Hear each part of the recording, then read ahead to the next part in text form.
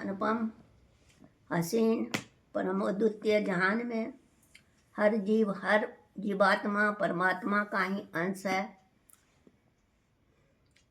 प्यारे प्रभु जितने सुंदर, खूबसूरत, आकर्षक, मनोहर, सुंदर, सलोना है, उतने ही हमें दिव्य, सुंदर, हसीन, अद्भुत, परम अद्वितीय, खूबसूरत, सुंदर, सलोना बनाया है।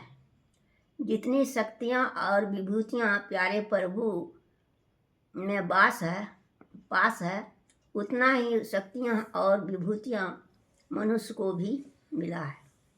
जब वह अपने वास्तविक स्वरूप को जान लेती है, तब उसे यह बोध हो जाता है कि मैं शरीर नहीं, आत्मा। शरीर तो मेरा वस्त्र है, मैं ब्रह्म हूँ। जब आत्मा और ब्रह्म का अभेद और एकता की अनुभूति होती है और उस अनुभूति में परम सुख, परम आनंद, ब्रह्म सुख, ब्रह्मानंद, परमानंद, परम शाश्वत सुख की प्राप्ति होती है, तब हम संसार में रहते हुए हर पल परम सुख, परम आनंद में आनंद मगन रहने लगते हैं। हम में समता का भाव उत्पन्न हो जाता है। हम स्वर्ग में रहें या नरक में,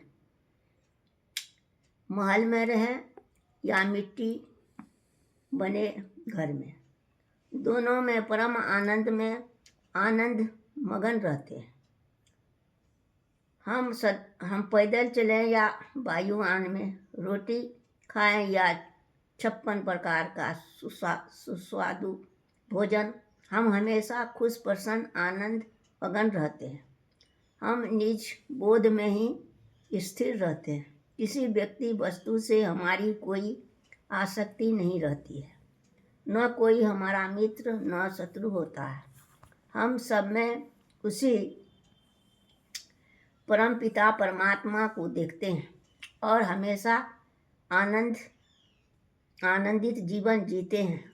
हम सदैव इंद्रियों को आकर्षण से परे आत्म भाव में स्थित रहते हैं। हम हमेशा आत्म परायण और देह में रहते हुए भी विदेह रहते हैं। हम सदैव अपनी आत्मा में सर्वज्ञ सर्वव्यापी ब्रह्म का ध्यान करते हुए उसी से परम सुख सुख का अनुभव करते हैं। हम शुभ अशुभ, पाप पुण्य दोनों से परे होकर सिर्फ निष्काम का कर्म करते हैं। हम सफलता और असफलता में भी संतुलित और प्रफुल्लित रहते हैं। हम सदैव परम ब्रह्म से जुड़े रहते हैं। परिश्रम से अर्जित धन से विश्व रूप भगवान की सेवा करती हूँ। वास्तव में यही शाश्वत सुख का मार्ग है, जिस पर चलकर कोई भी शाश्वत सुख, परमानंद, ब्रह्मानंद को प्राप्त कर सकता है। आपको सत धन्यवाद। ओम आनंद।